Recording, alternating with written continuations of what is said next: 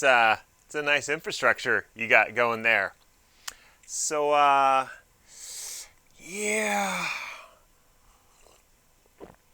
I'm gonna go ahead and need you to rebuild that entire infrastructure using Terraform, and yeah, I'm gonna need you to write your own instruction manual for that. All right? Great. Thanks. Bye now.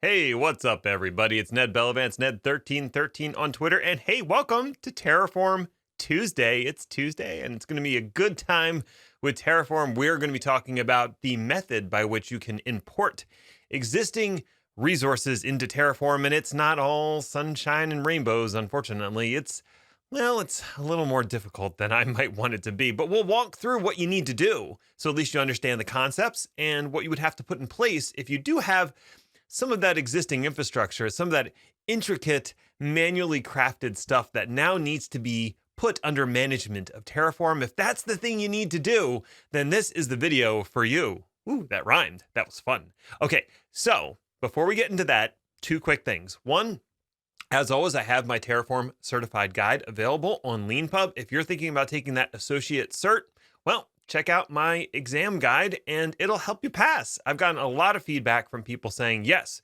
this did in fact help them pass. It was a good way to study and brush up on key Terraform concepts before they went in. There's a link down in the description. Definitely check it out. Number two, this is kind of exciting. So I have brought back the daily check-in in podcast only format. So previously this was a YouTube/podcast short 10-minute thing that I was doing.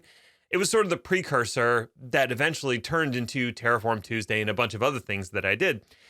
I brought that back in a podcast only form. It's under 10 minutes. If you're interested in that, there'll also be a link down in the description. It's just kind of my thoughts on a general topic, and it's relatively brief. So if that's of interest to you, definitely check that out.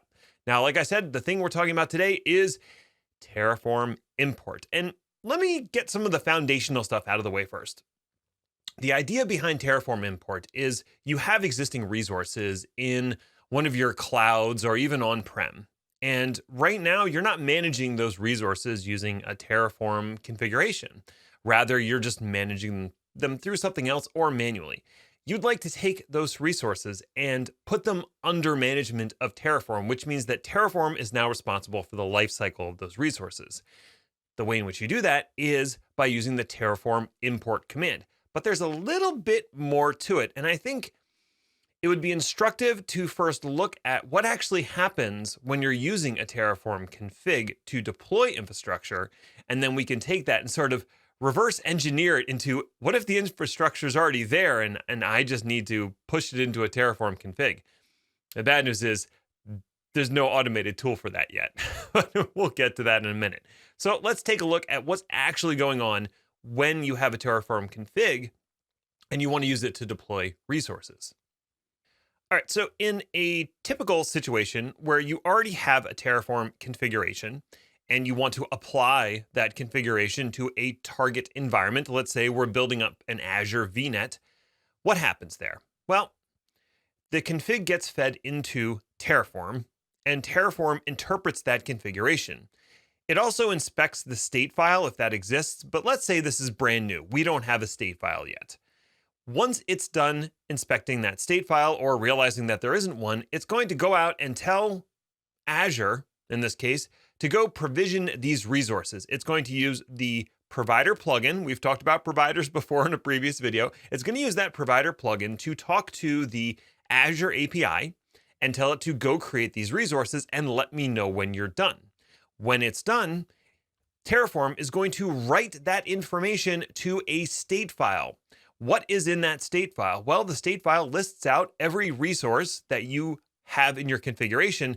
And then once a resource is created in the target environment, it has the ID, the unique ID that refers to the actual object being managed in your target environment. In this case, it would be an Azure VNet with one or more subnets.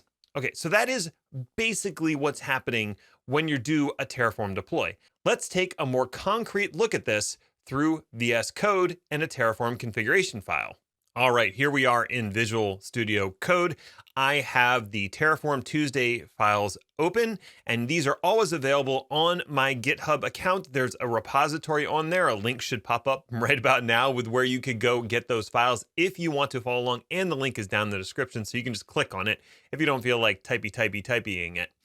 Now, you'll notice that I've started changing the folder naming a little bit because, as suggested by a commentator, it's really hard for you to understand what each folder is about if it's just a date. So I started adding a little more description. In this case, we're talking about importing infrastructure. So it has the date, so you know which Terraform Tuesday it corresponds to, but it also has the topic, importing infrastructure. Okay, so now we're good. Now let's take a look at the folder structure here. I've got a complex import example and a simple import example, and we're going to do the simple import in this one. Now I have a Terraform subfolder in here, and let's go ahead and expand that out. I also have a README file in here, which will sort of walk you through what I'm about to do, and I'm actually going to maybe copy and paste some of these commands. We'll see what happens. Now, the first thing I want to do is actually deploy this infrastructure using Terraform. So let's take a look at what's in the main.tf file. In the main.tf file, if we scroll down to resources, don't worry about the variables right now. We are creating a resource group. We're creating a virtual network, and then we're using a count loop to create 2 subnets inside that virtual network.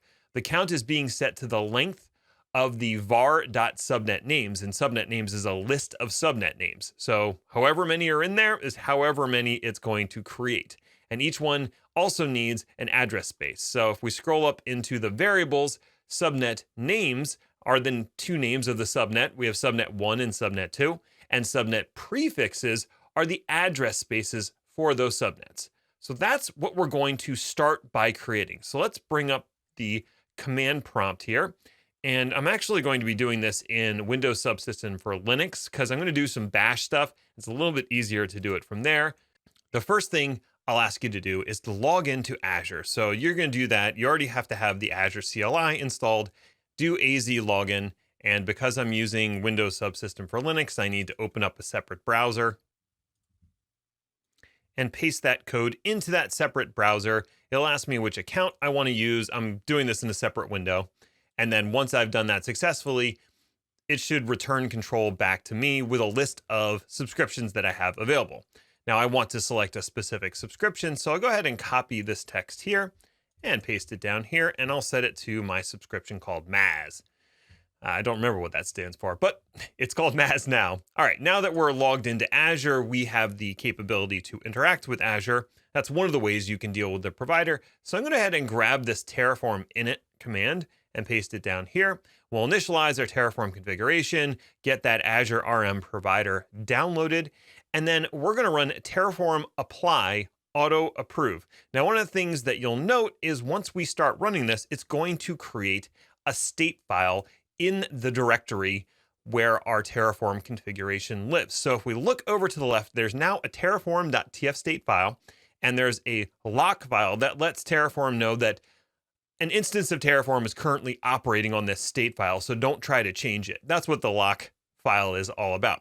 Now, this might take a moment to provision the virtual network and the resource group and the subnets. So let me go ahead and time lapse to when it's completed. All right, excellent. It has completed our 4 resources, the 2 subnets, the 1 virtual network, and the resource group. Let's take a look at what's in our terraform.tf state file. Now, I know you're not supposed to go in and manually edit this, so please don't do that. But you can go in and see the general structure of the file. And we can see we have a line in here called resources. And resources has a list as the objects that are inside resources. The key resources corresponds to a list of values. In that list of values is each resource that was created from the configuration file. So if we look at the first entry that's in here and scroll down a little bit, we can see that the type is Azure RM resource group. The name of the resource group was VNet, and that's the name that we refer to it within the context of the configuration. If we go back to main and scroll down to our resource, Azure RM resource group, we can see we gave it the name VNet to refer to it within the context of Terraform. Okay, cool. We know that. Now let's look down at instances. So this is instances of this resource group resource. And because there's only one, there's only going to be one instance in here. And the ID under attributes refers to the resource ID in Azure that corresponds to this resource group. So it's got the subscription number, the resource group tag, and then the name of the resource group that is created. It's called tacos. All right, so we're cooking with gas now. If we scroll down a little bit more, we get to the next object, which is Azure RM subnet. And in this case, we actually have more than one instance. So now under our instance, it says index key, and it's index key 0. This is the first instance of 2. And under attributes, if we scroll down, we can see there's an ID associated with this subnet resource. Starting to get an idea of what's going on here. Basically, what the state file is a mapping between the resource ID, or the general unique ID of that resource wherever it lives, and the address of the resource in the Terraform configuration. So that address is made up of the type of resource, in this case would be Azure RM underscore subnet, and then the name of that resource, in this case subnets, and then because there's multiples, we would do square brackets and then the number 0 or 1 of that resource, and that would be the address to this resource inside the state file. Okay, now what happens when you want to import something? Well, before we get to that, let's go ahead and tear down what we just created by using Terraform destroy auto approve. All right, so in the background, we're gonna go ahead and let that all get torn down, and let's bounce back to the slides so I can give you kind of an idea of what happens in an import operation. When you have an import operation, you already have the infrastructure there. It already exists. So let's assume that somehow our VNet already exists in the resource group and it has 2 subnets. This whole thing already exists somewhere. Now, our Terraform state does not yet exist. We don't have a Terraform state file. What needs to happen during the import process is we have to first create a Terraform configuration that maps exactly to the resources we want to bring under Terraform management. That's the bad news. Terraform doesn't do this for you. You have to write this configuration yourself. Now, for something as common as a VNet with a couple subnets, that's not super difficult, right? And we actually already have this configuration ready to go. But if you're working with a more complex environment, you're going to have to create a more complex configuration. The good news is you don't have to import everything right away. You can do it piecemeal. First, maybe doing the virtual network and then adding the subnets and then adding your network security groups and then maybe adding virtual machines. You can do this progressively. It doesn't have to be an all-in-one kind of thing. But once you have that configuration, now you're going to need to get those resource IDs from Azure somehow, or whatever your target environment is, give those to Terraform, and then also pull in the configuration you wrote into Terraform. Terraform is going to take those 2 things, merge them together, and write that information to a state file and create the structure that we already saw, where it's the resource within Terraform and then the ID under attributes of where that object exists in the real world. Now, before we get into the command, let's go back to Visual Studio Code and get a VNet deployed, but this time we're going to use the Azure CLI and an ARM template to do it. Okay, good. Our resources have been destroyed, so now we're ready to redeploy, and this time we're going to do it using an ARM template. So first, let's go up one directory and down into our ARM directory. That's where the template is, Azure deploy.json. So this is an ARM template that deploys exactly what was in our Terraform configuration, except it doesn't create the resource group inside the ARM template. Instead, we're going to do that first. So we're already logged into Azure. We don't have to go through that again. We're going to set a couple of variables here. We're going to call the resource group name tacos and set the location to East US. And this is the same as what was set in the Terraform configuration. So that's all lining up. Now we're going to create that resource group through an imperative command, az group create. the name of the resource group, and the location we want it to be created in. We'll go ahead and copy that now, paste it down here. And next, we're going to run the command az deployment group create. We give the deployment a name. We give it the resource group where we want to deploy this template, and then the template file itself. Now, what's in that template file?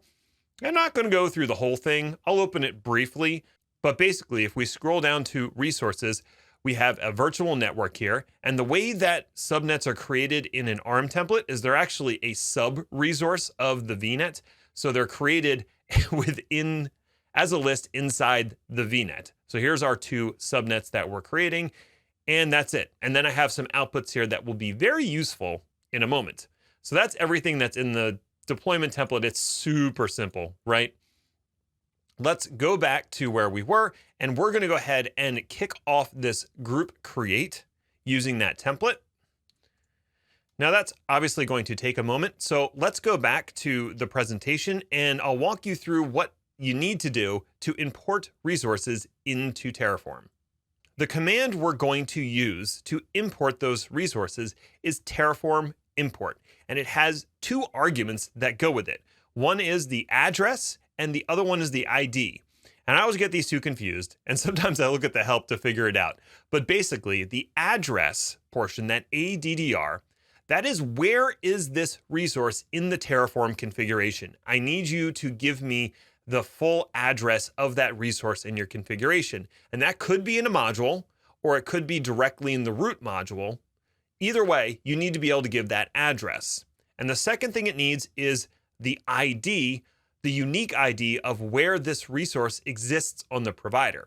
In the case of anything to do with Azure, that's going to be the resource ID.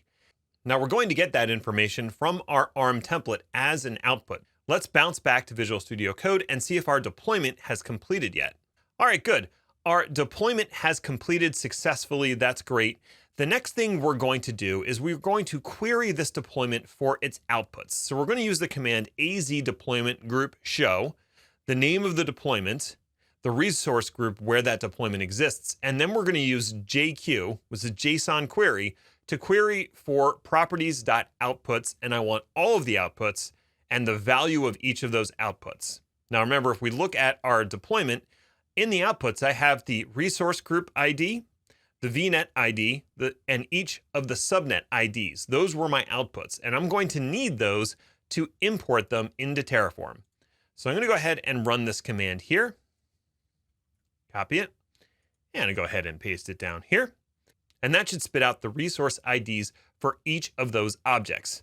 Awesome. All right, we're getting there. We're very close. The next step is to import that into our existing infrastructure. So let's go back to our Terraform directory. We'll go up one directory and into Terraform. There we go. Okay, and I'm going to go ahead and delete the .terraform directory out of here. We're going to get rid of anything that's stored in there, and I'm also going to delete the tf state file and the backup file. So we're starting basically from scratch here. We're starting from the ground floor. We have nothing deployed. Okay, so we're going to have to run Terraform init again. We'll go ahead and do that first. All right, so that'll initialize everything that we need. And next, we're going to set a variable for each of the things we want to import based off of the settings, based off of the output that we got from that previous command. So I'm actually going to open up my README file directly and scroll up a little bit here, and I'm going to paste each of these values into the README just for now so I can run the commands. So we've got our resource group, we've got our first subnet, we've got our second subnet, and then lastly, we've got the virtual network itself. So I go ahead and copy all four of those. There we go. And then I'm going to go ahead and run these four. So now they are listed as variables. Awesome. That's all we needed to do. Let's go back to the preview of README.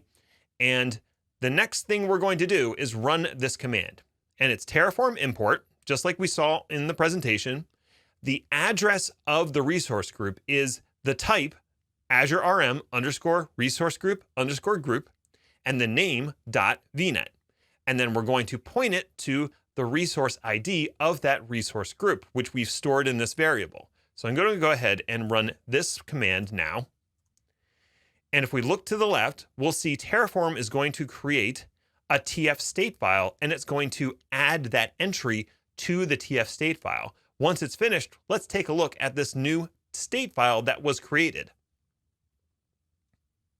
Okay, the import was successful.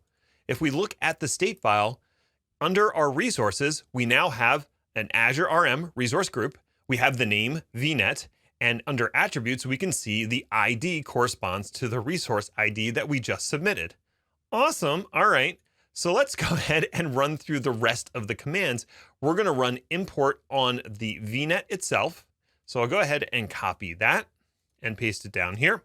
Now the subnets are a little tricky because we used a count loop to create them. So the way that you're going to reference those is after the type and the name, we're going to have our square brackets because we know it's a list of resources, and we're going to specify 0 for the first one and 1 for the second one. We know that 0 is going to be subnet 1 and 1 is going to be subnet 2. So let's go ahead and copy this. Well, we can just copy both commands. That's probably easier. We'll go ahead and copy these two commands, and we'll go ahead and paste them down here.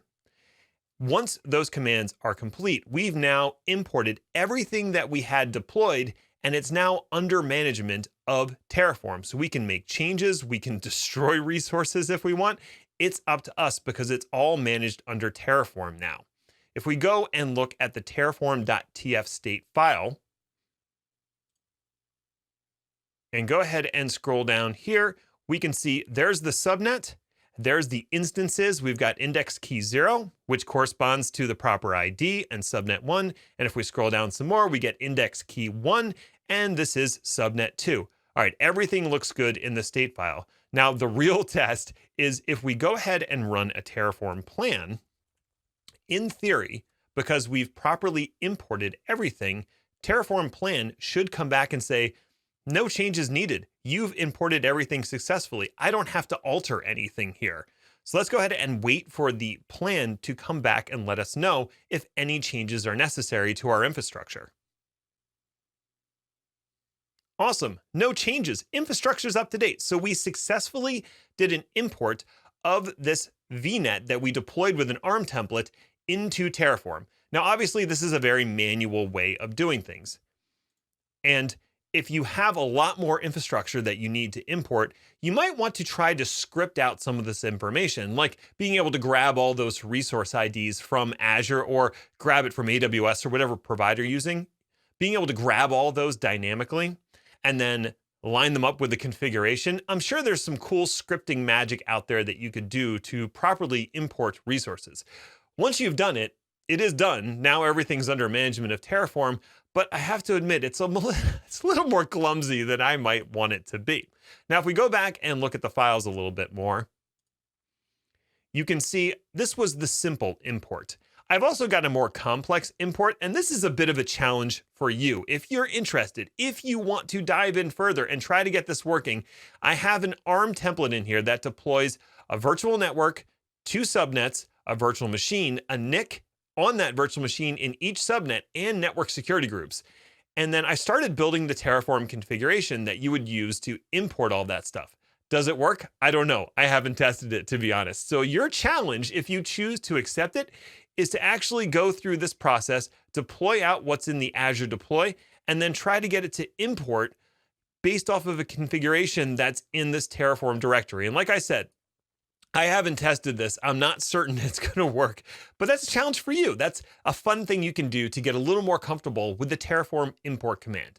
So that's all I have for today. Hopefully you've gained a better understanding of what Terraform import does, what you would have to do to import your existing infrastructure, and some of the gotchas out there in doing this import process. I did mention you can use modules as an import target, so you could create and craft standard modules to import your existing infrastructure and maybe make it a little bit easier. If you've been enjoying these videos, I have a Patreon, and I've got some fine patrons that have helped support me in making more of these videos. If you want to be one of those awesome people, there's a link down in the description where you can support me. If that's not your cup of tea, well, you can always subscribe and share, and that is also very much appreciated. Until next time, I'm Ned Bellavance. This is Terraform Tuesday. Stay healthy, stay safe out there. Bye for now.